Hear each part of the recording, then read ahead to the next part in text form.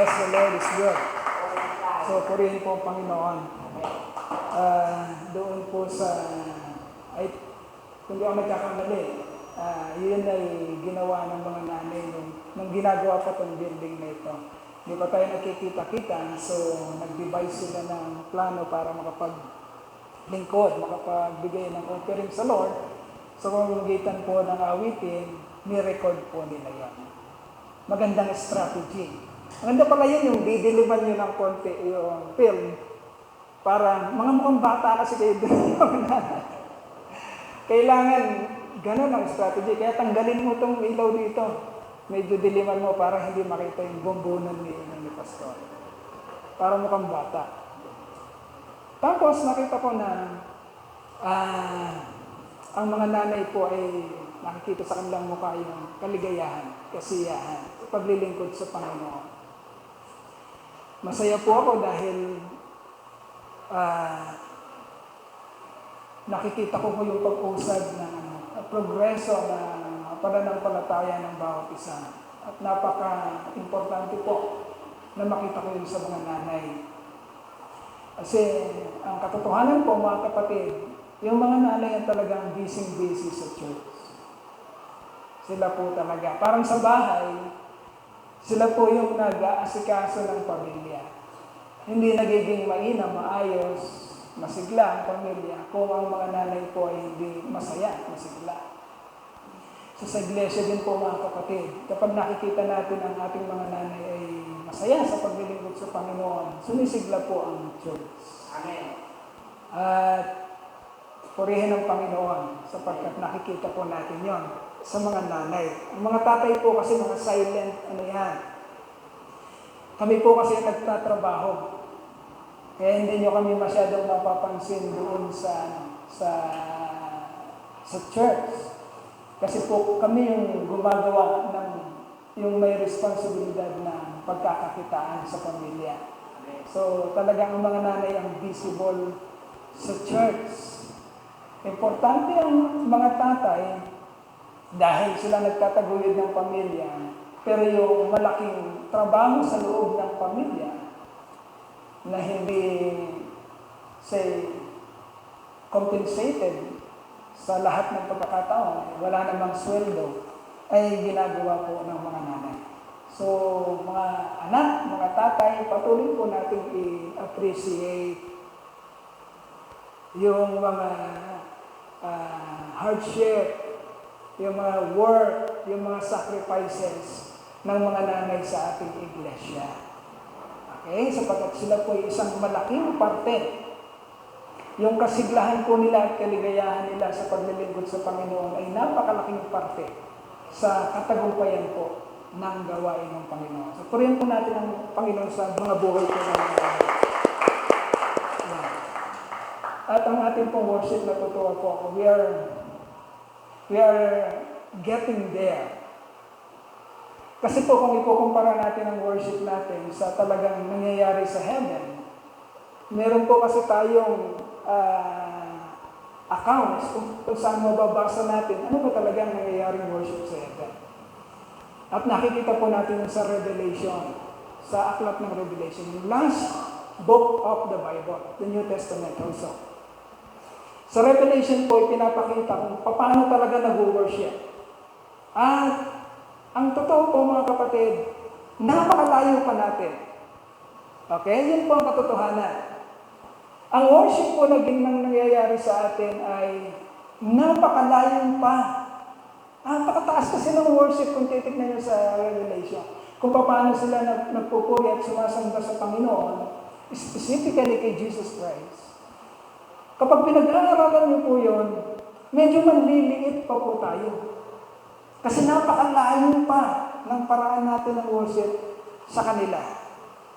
Although the lyrics of our worship songs ay parang nandun na ituturo na, kaya ng inawit natin kanina, it's all about you, Jesus, which is yun ang worship. Kahit na nababanggit natin yung mga kapatid, pero pag kinumpare mo yung intensity ng worship ng revelation, ng heaven, ng angels, ng mga creatures, doon sa attitude ng worship sa heaven, ang layo-layo natin talaga. Okay? Victorious worship means, mga kapatid, is if we are really focusing upon Jesus Christ.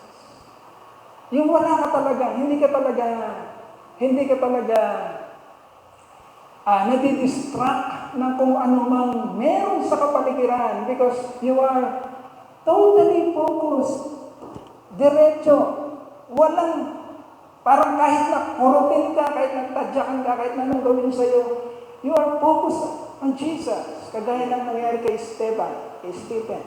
Pinapatay siya, binabato siya ng mga bato, tinatamaan siya sa mukha, nagdudugo ang mukha niya, bukol-bukol na siya. But Stephen was smiling because he really was focused upon Jesus. And that kind of focus, mga kapatid, ay ang kailangan talaga sa victorious worship. Nandun na yung lyrics natin eh. Kailangan lang fully convince tayo doon sa inaawit natin, sa binabasa natin.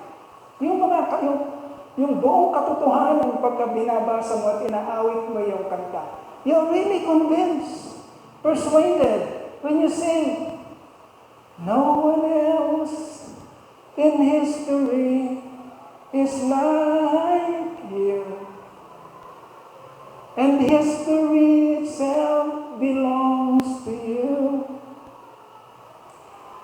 Alpha and Omega, you have loved me. And I will share eternity with you. It's all about you, Jesus, and all this is for you, for your glory and your fame. It's not about me, as if you should do things my way. You alone are God, and I surrender to your ways.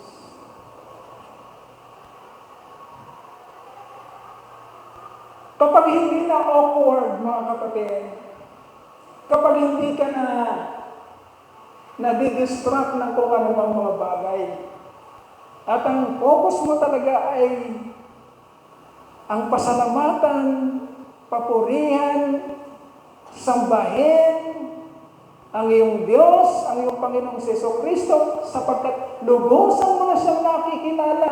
Alam mo na kung ano ang ginawa niya sa iyo. Kilala mo na ang sarili mo. Kapag nandun ka na, kapatid, sa attitude na yun, you are really worshiping God. Amen! Woo! You are really worshiping God. Yun ang gusto natin ma-achieve. Because our worship here today is just an practice, an exercise of what we will do in eternity. And we will do it in eternity for every day, paulit-ulit, continuously. Yun lang. Kaya kung hindi natin naiintindihan ng worship dito, hindi natin nakikilala si Jesus, hindi natin alam ang ginawa niya, hindi natin kilala ang sarili natin, mawawala ng kabuluhan ng worship. Heaven will be a very boring place for us if we do not know the truth. Okay? At least, mga kapatid, mapalad tayo. Nadidiscern natin, nakikita natin that we are getting there. We are not yet there. We are aspiring. Amen? Pag tayo magmalaki, nagagawa na natin. No, not yet. That is the truth. Because meron tayong comparison ng talagang worship. Nandun yan sa Revelation. If you will explore your Bible, titignan niyo talaga ang talagang worship, makikita niyo sa Revelation. Kung paano ino-worship, sinasamba si Jesus Christ. But we are getting there. Nadi-discern natin. Nakikita natin na pumupunta tayo doon. Truth and Life Christian Church. And we will continue to aspire. Hindi tayo maging stagnant na para bang tamang-tama lang ginagawa natin. Okay na to. Maganda lang ginagawa natin. No. We will continue to aspire the real worship, the true worship that is happening in heaven. Para pagdating natin doon, hindi na tayo mabibigla. Oh, ganito bang gagawin lamang dito? Boring naman. Hindi magiging gano'n. Once na dinala ka ng Panginoon doon, naka-ready ka. The challenge to the Life Christian Church is for us to continually aspire. Patuloy natin hangarin na maging at par tayo. Hindi mangyayari dito sa lupa, but at least nakikita natin ang sarili natin na we are aspiring. We are getting there. Papunta tayo. Until one day, nandun na tayo sa heaven. At i-worship natin siya ng talagang buong-buo. Totoong-totoo. Okay? So, purihin ang Panginoon mga kapatid. Palakpakan po natin ang ating Panginoon. Okay. The message, the continuation of our message is God's redemptive plan, the story of Joseph, part 3. Part 3 na po tayo. Actually, continuation po ito ng title natin last week na Imprisoned, pero i-overlap po niya yung panibagong title natin na Forgotten. Forgotten but did not falter. Okay. Konting recap mga kapatid ng storya ni Joseph. Ang storya ni Joseph mga kapatid ay isang istorya na nagbibigay sa atin ng matinding encouragement sapagkat pinapakita nito ang napakaraming struggle sa buhay ng isang mananampalataya. Hindi niya deserve ang mga struggle na to. Maaaring yun din ang question natin mga kapatid. Maaaring yun din ang ating mga katanungan kapag dumarating ang problema sa ating buhay. Listen very carefully. Maaaring yun din ang question natin, hindi ko naman deserve to ba't ginagawa nila sa akin to? Ba't nangyayari sa akin to? Bakit may problema akong ganito? Wala naman akong ginagawa masama. Maybe we are asking the same question. But sa buhay ni Joseph, di naman niya tinanong ang mga yan. But maybe sa ating kamalayan, mga kapatid, pag dumarating yung mga problema na hindi natin inaasar, na hindi naman natin gawa, ay marami tayong katanungan. At nagpo-fall tayo doon sa pagiging maemosyon at nagiging dahilan ng ating kawalan ng pagnanais na mag-continue, magpatuloy sa ating mga pananampalataya. But the story of Joseph gave us an example of a person na napakatitindi na nangyari sa kanyang buhay. Ang titindi na hindi naman nangyayari sa atin. Hindi nga tayo, siguro meron sa atin nakaranas, we are being hated by our brothers, but for a time, hindi naman sa lahat ng panahon. But Joseph was hated by his brothers to the point of them plotting to kill him. Hated by his brothers, plotted to kill him, sold to slavery.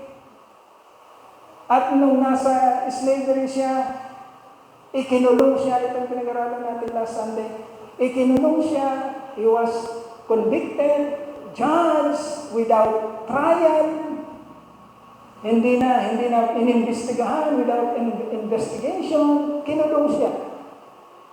But Joseph did not falter. Okay? Hindi po siya nag-emosyon. Wala kang mababasa na. At nais natin mga kapatid na sa pagtugaygay natin, sa pagtunghay natin sa istorya ni Joseph, makakuha tayo ng lakas, ng encouragement, ng pag-asa, at tumaas ang ating pananampalataya na pwede pala yun, yung ganong kaisipan. Kung ako pala ay tunay na magtitiwala at hindi mawawala sa aking pananampalataya sa aking Panginoon, ito ba lang mga nangyayaring sa tingin ko imposible kong maanpasan o imposible kong masolusyonan. Pag binigay ko pala sa Panginoon, magkakaroon pala ito ng katagumpayan. Just like what God has done in the life of Joseph.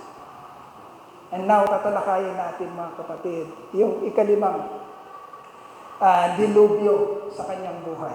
Hated by his brothers, plotted to be killed, sold to slavery, imprisoned by someone whom he served faithfully, pinakulong ng isang taong pinaglingkuran niya ng buong katapatan.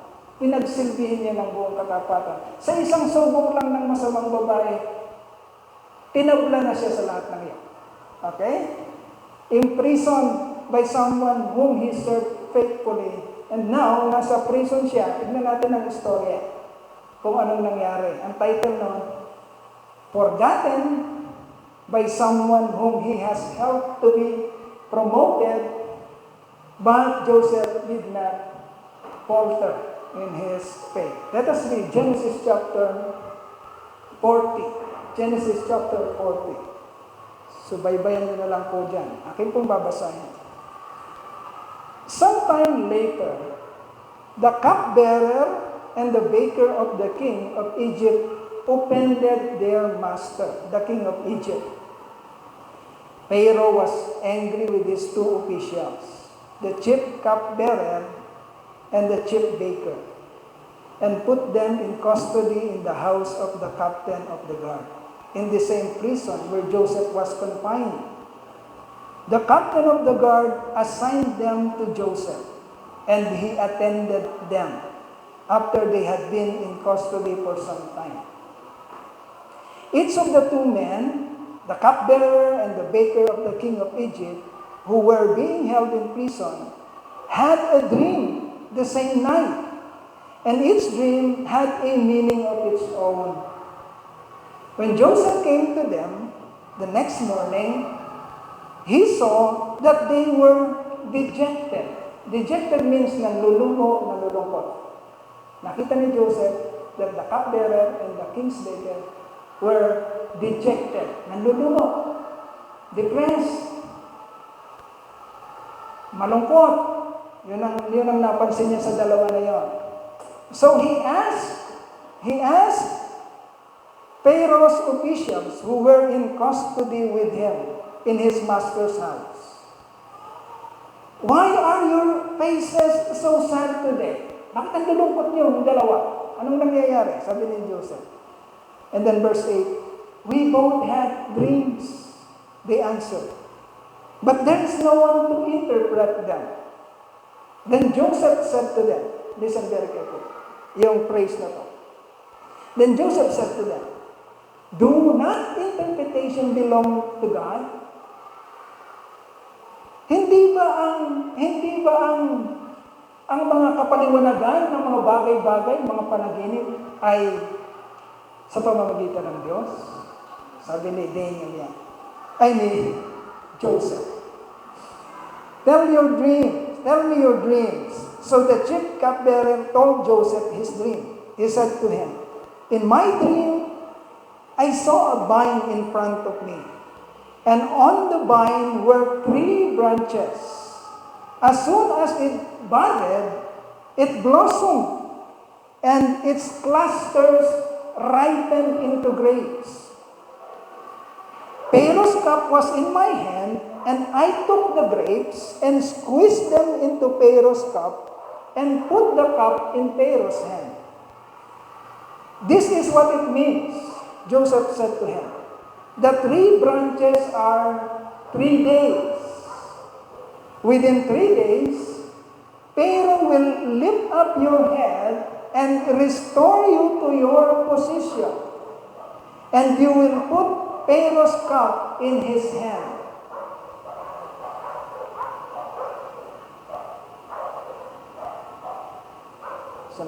In his hand.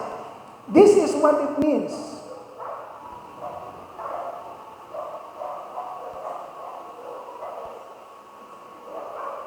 Yeah. This is what it means.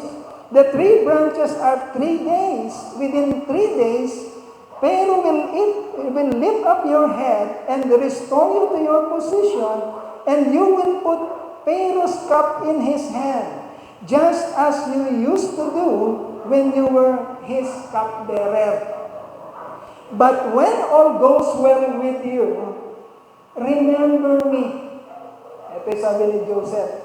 Kapag nangyari na, yung narinig mo ngayon na interpretation ng iyong panaginip, at nabalik ka na doon sa dati mong posisyon, kalagayan, alalahanin mo naman ako. Sabi ni Joseph, remember me and show me kindness. Mention me to Pharaoh and get me out of this prison. For I was forcibly carried off from the land of Hebrews, and even here I have done nothing to deserve being put in this prison, in this dungeon. Wala naman akong ginagawa na masama para maging deserving ako na makulong dito. When the chief baker saw that Joseph had given a favorable interpretation, he said to Joseph, I too had a dream. Meron din akong panaginip. Sabi ng cupbearer, ng king's baker. On my head were 3 baskets of bread. In the top basket were all kinds of baked goods for Pharaoh, but the birds were eating them out of the basket on my head. This is what it means, Joseph said. The 3 baskets are 3 days. Within 3 days, Pharaoh will lift up your head and hang you on a tree. And the birds will eat away your flesh. So, 2 dream, 2 interpretation, isang masama at isang mabuti. Okay? Pero mapapansin niyo si Joseph, hindi siya nagkokompromiso sa pagpapaliwanag. Then sabi niya dito, mga kapatid, do not interpretation belong to God? So ang interpretasyon ng panaginip, mga kapatid, ay hindi kay Joseph. Ito'y galing sa Diyos, kaya hindi niya kailangan i-please. Tandaan niyo, mga mananampalataya, this word is not ours. This word of God is not ours. It is God's. So, hindi tayo magko-compromise. Hindi natin ihele or idadilute. Ano sa Tagalog idadilute? Parang papalarnawin ang salita ng Diyos para maging o tanggapin ng mga nakikinig sa atin. No, makita niyo si Joseph, very straight siya sa kung ano ang interpretasyon na galing sa Diyos. Isang magandang interpretasyon at isang masamang interpretasyon. Sa cupbearer, sabi niya, mababalik ka sa posisyon. Pag nabalik ka sa posisyon, alalahanin mo naman ako. Maging mabait ka naman sa akin. Kasi napunta ako dito sa ganitong kalagayan na wala naman akong ginagawang masama. Kaya pag nandun ka na at nangyari ang interpretasyon ng Diyos sa iyo, alalahanin mo. And then yung isang interpretation niya, mga kapatid, straight niya na sinabi niya, 3 araw mula ngayon, baker, iyahang ka, bibigtihin ka, at ang katawan mo ay kakainin ng mga ibon sa himpapawid. Okay? Diretso. Ganon dapat tayo, mga kapatid. Within 3 days, now, verse 20. Now the third day was Pharaoh's birthday, and he gave a feast for all his officials. He lifted up the heads of the chief cupbearer and the chief baker in the presence of his officials. He restored the chief cupbearer to his position, so that he once again put the cup into Pharaoh's hand, but he hanged the chief baker, just as Joseph had said to them in his interpretation. Kung paano sinabi ni Joseph, kung ilang araw yun, kung paano mangyayari, diretso sinabi na ni Joseph. Okay? Pero ito ang mas amazing. Yung verse 23, yung last verse. The chief cupbearer, however, did not remember Joseph. He forgot him. Okay? Isang pagkakataon na naman sana, mga kapatid, na si Joseph ay maiaahon doon sa isang kalagayan na pangit sa kanyang buhay. Isang pagkakataon na naman. Pero Joseph was forgotten. Kinalimutan. Samantalang nagbigay siya ng isang amazing at hindi kalimot-limot na tulong doon po sa mga kaibigan niya. Actually, yung isa namatay. At yung cupbearer lang, yung tagapaglagay ng wine sa Pharaoh. Yung cupbearer, mga kapatid, yung chief cupbearer, ang trabaho nito, mga kapatid, is bago inumin ng Pharaoh, ng king, kung ano mang drinks ang ibibigay sa king o iinumin ng king, yung cupbearer muna ang magte-testing. Siya ang chief cupbearer. Para kung may lason, patay muna si cupbearer. Okay. Bali, sacrifice yun. Yung baker naman, lahat ng kakainin nitong king, bago niya kainin, titikman muna yung baker. Kaya kung may lason yan, patay muna si baker, si chief baker. So, yun po yung mga trabaho niya. So, Joseph was forgotten. Kinalimutan by someone whom he has helped to be promoted.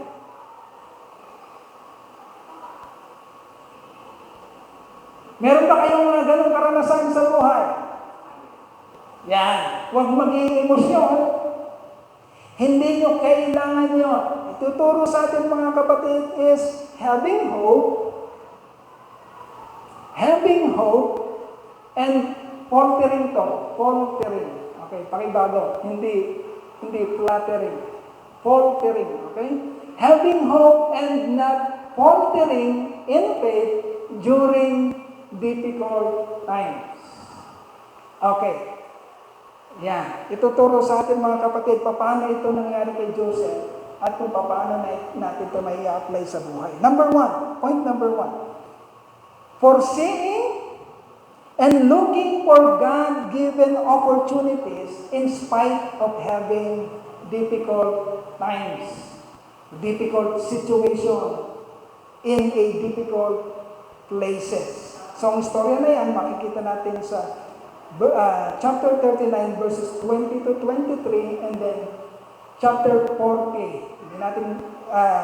Ibinalikan natin 39, and then chapter 40, verses 1 to 8. Hindi na natin babasahin. Pakinggan lang natin mabuti, mga kapatid. So, prisons o mga kulungan were terrible places. Lahat sa atin, walang nangangarap na makulong. Of course, kahit sino sa atin, walang nangangarap na makukulong tayo. Because prisons were terrible places with desperate conditions. Pwede kang mapraning doon. Kapag masyado kang naglublob sa emosyon mo at naglublob ka sa mga negative na thoughts, sa kulungan, mga kapatid, pwede kang mapraning, mawala sa isip. Because that place is very terrible. Kaya napakataas ng desperation sa lugar na yan. Okay? Joseph was there not because he was guilty of a crime, but because he was falsely accused and was judged without trial by someone, si Potiphar yun, and Potiphar's wife, whom he served with all honesty, and whom he served faithfully when he was staying in that house of Potiphar. Okay? Imagine that, mga kapatid. Nagsaserve ka ng iyong penalty sa kulungan dahil sa kasalanan hindi mo naman ginawa. Mas lalong napakahirap ng ganung sitwasyon. Buti pa sana kung nandun ka dahil talaga namang gumawa ka ng krimen. Pero paano mo iisipin na nandun ka sa ganung katinding kalagayan sa kulungan at magsaserve ka doon nang hindi mo alam kung kailan ka makakalabas nang wala ka namang ginawang kasalanan. Okay? But Joseph never threw himself into negative emotions. Yun ang gusto natin makita doon, mga kapatid. Baka tayo masyado tayong maangal sa buhay. Wala naman tayo sa kulungan, nalagay lang tayo sa isang kalalagayan na para pag ang lugi tayo, ay napakatindi na ng emosyon natin. At parang desperado na tayo kaagad. Joseph never threw himself into negative emotions. Like anger, hindi siya nagalit. Hindi siya nagsisigaw doon sa kulungan at pinagmumuran niya pinagmumuran niya si Potiphar. Walang ganong recorded. Hindi niya sinabi doon, Potiphar, mamatay ka na sana. Walang mga ganong nakarecord. Wala. Hindi siya nagkaroon ng ganong mga emotions like anger at hindi rin siya na-depress. Okay? Samantalang ang lugar niya ay terrible, desperate place and condition. Hindi rin siya na-confuse sa kung anong nangyayari. Bakit nangyayari ito? Wala siyang walang recorded na ganong accounts. But instead, habang nasa kulungan siya, mga kapatid, eto na naman si Joseph. Pinakita na naman niya ang favor ng Lord kahit sa ganong kondisyon.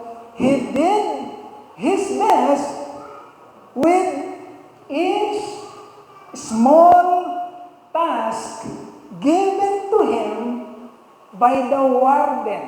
Alam niyo yung warden? Siya po yung tagapagbantay sa kulungan. Siya yung parang nagsusupervise sa kulungan. Yung warden. Okay? Lahat ng inuutos ng warden ay ginagawa pa ni Joseph ng buong inam. Instead na magmukmuk at mag-emosyon, kahit na nandun siya sa ganung kalagayan, ginawa pa rin ni Joseph. Kung sino siya, kung paano siya pinapakitaan ng kaayusan ng Panginoon. His diligence and positive attitude were soon, eto na naman, noticed. Nakita na naman. Dati nakakita na doon sa slavery si Potiphar. Makita ni Potiphar, mahusay itong Joseph na to. Teenager pa lang, napakainom na magtrabaho. Gawin ko ang supervisor ko. At ginawang supervisor. Aba, yung mayaman ako ng gusto nung ginawa mong supervisor si Joseph Gawin ko ang manager ng lahat ng estate ko. At lalong lumago ang kayamanan ni Potiphar. Pero dahil sa sumbong ng masamang asawa, pinakulong. Ito na naman si Joseph. Nasa kulungan. nauutusan, nakakagawa ng mainam, nakita na naman siya ng warden.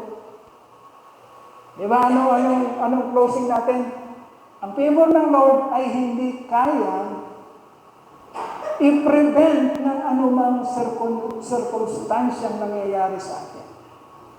Sapagkat lulupang at lulupang ang favor ng Lord at manonotice ito, makikita ito, even ng mga taong hindi naman sumasampalataya sa Diyos.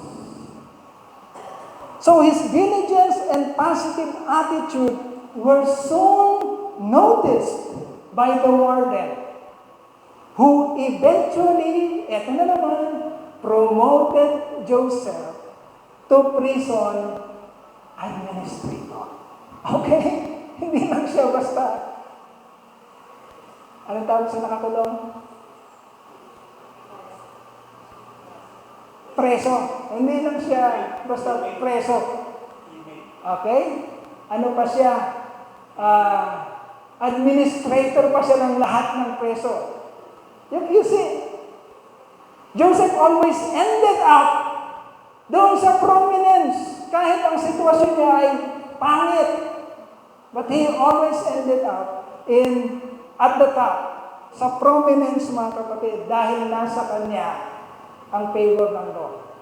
Hindi kayang pigilan ng kung ano bang circumstance. Ngayon, anong application natin sa point number 1? What is our application in point number 1? Nandito ba ito?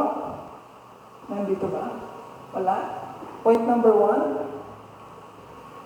Okay, what is our application sa point number 1 na dapat ginagawa natin sa ating mga buhay, mga kapatid? Wala. Okay lang. Sige na, dito na.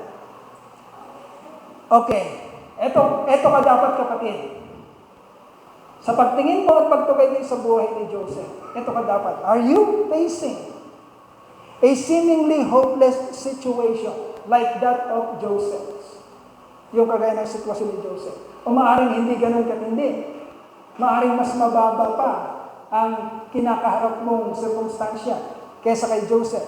Remember how Joseph reacted. Tignan mo kung paano nag-react si Joseph sa napakatinding sitwasyon na nangyayari sa kanya. Naglupasayo pa siya sa lupa. Sinumpa ba niya ang mga tao? Sinumpa ba niya ang Diyos? Nawalan ba siya ng pag-asa? Anong nakita mo kay Joseph? How did Joseph reacted?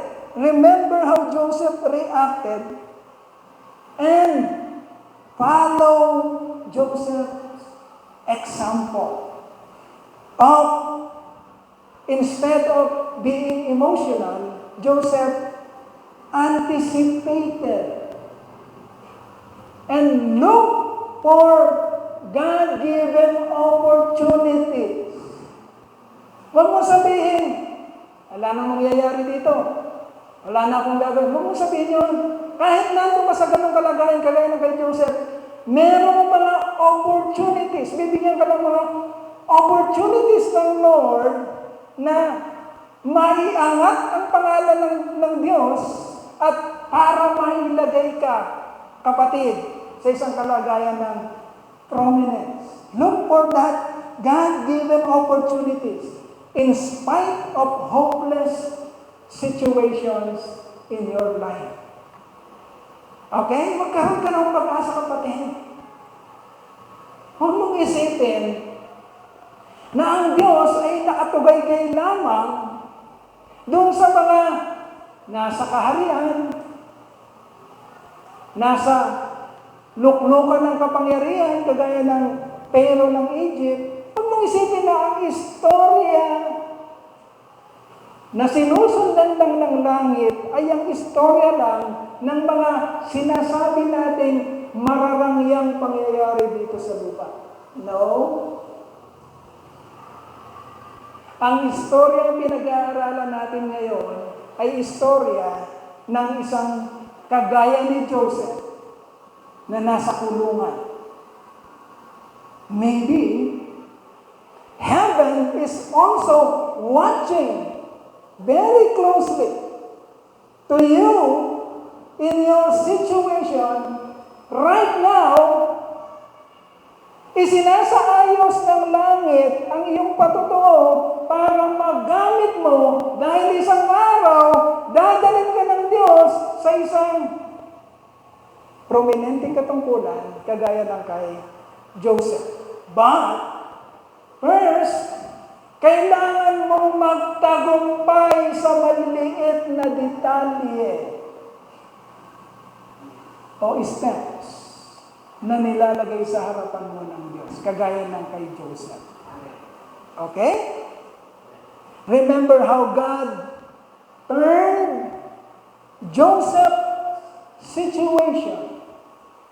So, do not falter in your faith and do not lose hope. Okay? Huwag kang masyadong maangal. Ayaw ng Diyos ng grumbling. Ano yung grumbling sa Tagalog? Masyadong maangal sa buhay. The last time I checked the Bible, sa panahon ng Exodus, Leviticus, Numbers, Deuteronomy, Joshua. Ang mga grumblers, mga kapatid, ang mga maangal, anong ginagawa ng Diyos? Gantong ginagawa ng Diyos sa maangal. Kaya huwag kang maangal. Anong ginagawa ng Diyos sa mga maangal? Bubuksan niya ang lupa, ihulog doon ng maangal, at isasarado niya ang lupa. They are no more because they are grumblers. Do not be grumblers in this life. Remember, alalahanin palagi kung anong natututunan natin sa istorya ng mga nauna sa ating mga mananampalataya, kagaya ng kay Joseph. Kung dumadaan ka ng mga pagsubok, kapatid, huwag kang puro angal. Look for God-given opportunities. Kung paano kang iangat ng Lord. Okay, point number 2. Point number 2. Focusing our attention on God who has the power to reverse every overwhelming odds. Okay, kagaya ng pinag-usapan natin sa simula ng ating pananambahan, hindi matagumpay ang worship, hindi magiging makatotohanan ng worship if we are not really focused upon Jesus Christ. If we are not really focused upon God, kung ano nangyayari sa atin ay nakafocus tayo sa ating sarili, hindi totoo ang worship. Dapat ang worship, you are focused upon Jesus Christ, upon our God. So focusing our attention on God who has the power to reverse every overwhelming odds. So ano nangyari sa istorya na binasa natin? When the opportunity from God came up, ito na, binibigyan ng Lord ng opportunity, God-given opportunity, kahit nasa kulungan si Joseph. So when that opportunity came up, Joseph capitalized the moment. He seized the moment. Ano yung opportunity na yun? The cupbearer and the baker had a dream. Now, this is the opportunity. Now, anong ginawa ni Joseph? Nagpasikat ba siya sa sarili niya? Ako ang magpapaliwanag. Magaling ako. Alam ko yan. Matalino ako. I have wisdom. Yun bang narinig niyo kay Joseph? No? Anong narinig niyo kay Joseph? Joseph, focus everyone's attention. Hindi sa kanyang sarili, kundi kanino? Sa Diyos. Ano sabi ni Joseph sa verse 8? Do not interpretations came from God. Do not interpretation belong to God. Hindi ba ang lahat ng nagpapaliwanag ng lahat ng bagay ay ang Diyos? Alam niya yan. Kaya niyang ipaliwanag yan. Pinocus ni Joseph ang lahat sa Diyos, hindi sa kanyang sarili. Tandaan natin mga kapatid, isang araw may mararating ka. Okay? Isang araw may mararating kayo. Isang araw may mararating ang church natin. Amen? At huwag tayong magkakamali. Na nakarating tayo doon dahil naisip natin na magagaling tayo. No! It's all about God and His work. Ginagamit tayo. Yun ang nakita natin kay Joseph. Hindi niya sinabing, anong panaginip mo? Kaya kong interpret yan. Mahusay ako. Walang ganong nakasulat. Ang sinabi niya, do not. Interpretations came from God. Interpretation of dreams came from God. Lahat ng interpretasyon at pagpapaliwanag ng lahat ng bagay ay sa Diyos. Because from Him, and through Him, and to Him are all things. So the glory belongs to God. Dapat maliwanag sa atin yan, mga kapatid. Pinagsisiksikan natin yan, mga kapatid, sa ating iglesia. Sapagkat yun ang sikreto ng ating pananagumpay. Because we're giving all the glory to God. If we fail to do that, saglit lang tayo. Ganun lang. Hindi kailangan ng Diyos ng tao na ilalagay ang glory sa sarili. Hindi niya kailangan. Gano'n ka man katalino, gano'n ka man kayaman, gano'n katindi ang iyong karanasan, gano'n kataas ang iyong kapangyarihan dito, hindi ka kailangan ng Lord. Kung hindi mo ibabalik sa Kanya ang kapurihan sa lahat ng nangyayari. So Joseph knew that. So Joseph focused all attention upon God. Joseph focused everyone's attention on God, rather than using that situation to make himself look good. He turned that opportunity, a very secret and unknown opportunity. Nalalaman lang natin kasi sinulat ng Holy Spirit eh. Sino makakaalam na nangyayari sa mga kulungan?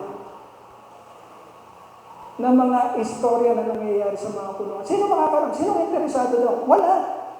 Kaya lang natin nalalaman because our God allowed that secret story, the details of that secret story in a dungeon na hindi nakikita ng tao ay ma-reveal sa atin para matuto tayo, mga kapatid. Okay? God used that opportunity. Yan. Rather than using that situation to make himself look good, he turned that opportunity into a powerful witness for the Lord. Sa kung anong kakayanan ng Lord. Okay? So what is our application? I'll do the application now. Okay, listen. Application. One secret of effective witnessing, mga kapatid. Because darating ng time na papalabasin tayo ng Lord. Okay? At kailangan sa paglabas natin, pinag-uusapan na yun ng pastoral, kailangan ang makikita ng madlang people sa church ay hindi tayo, kundi kung ano ang ginagawa ng Diyos sa atin. At sila'y mamamangha at magiging interesado. Gusto nilang maunawaan at maintindihan. Sino ba ito? Ba't ganito sila? Anong nangyayari sa kanila? At ang matatagpuan nila doon is, God is really doing something in our church. Okay? One secret of effective witnessing is to recognize opportunities, my dear brethren, to relate God, kung ipapasok mo ang Diyos, meaning God's power, God's grace, God's mercy, to the person's situation. Ang tinatawag natin doon, to their felt needs. Ano bang pangangailangan nila? Anong nakikita mong pangangailangan nila? Kay Joseph, nakita niya, depressed yung dalawa. Hindi alam ang gagawin ng dalawa kasi nanaginip sila. Anong pangangailangan nila? Kailangan nila ng interpretation ng kanilang mga panaginip. At paano ipapasok ni Joseph ang witnessing kung sino ang Diyos ang kanyang power sa pamamagitan ng pagre-relate nito sa sitwasyon ng taong kakausapin niya. So, ganun ang effective witnessing, mga kapatid. Ano ang felt needs? So, nandun ang pagkakataon natin, mga kapatid, na gamitin ang sitwasyon nila kung paano magiging makatotohanan sa kanila ang kapangyarihan ng Diyos. Kung paano maipapasok ang grace at ang mercy na dala-dala natin to relate to the person's situation and experiences. Okay, when that God-given opportunity arises, we must never shy away. And let us have that courage, confidence to speak the truth to them. Gaya ng ginawa ni Joseph. Hindi siya nagkatubili. Sinabi niya kung anong pinapasabi ng Lord. Ganon din sa atin. Minsan, nilalaro natin ang usapan, ayaw nating mauupen ang kausap natin. Kaya nilalaro pa natin. Ayaw nating diretsahin na ang tanging pag-asa lang ng sanlibutan, ng sangkatauhan, ay ang grasya ng Panginoong Jesucristo. Tinatago-tago natin yun. Kailangan natin sabihin ng diretso sa tao. Okay? Hindi naman sa paraan na parang galit na galit ka, gusto mong pagalitan yung kausap mo. Hindi sa ganung paraan, kundi sa kalmado at maayos at matiwasay na pagpapaliwanag at pagsasalita. We must never shy away from that moment. When we feel that need, sa kanilang sirkumstansya, mga kapatid, epektibo na sabihin natin sa kanila kung sino ang Panginoon, kung paano siya i-relate sa kanilang sitwasyon. Okay. You must never shy away and let us have the courage to speak the truth as Joseph did with the cupbearer, with the baker, and eventually, even in front of the king of Egypt, Pharaoh.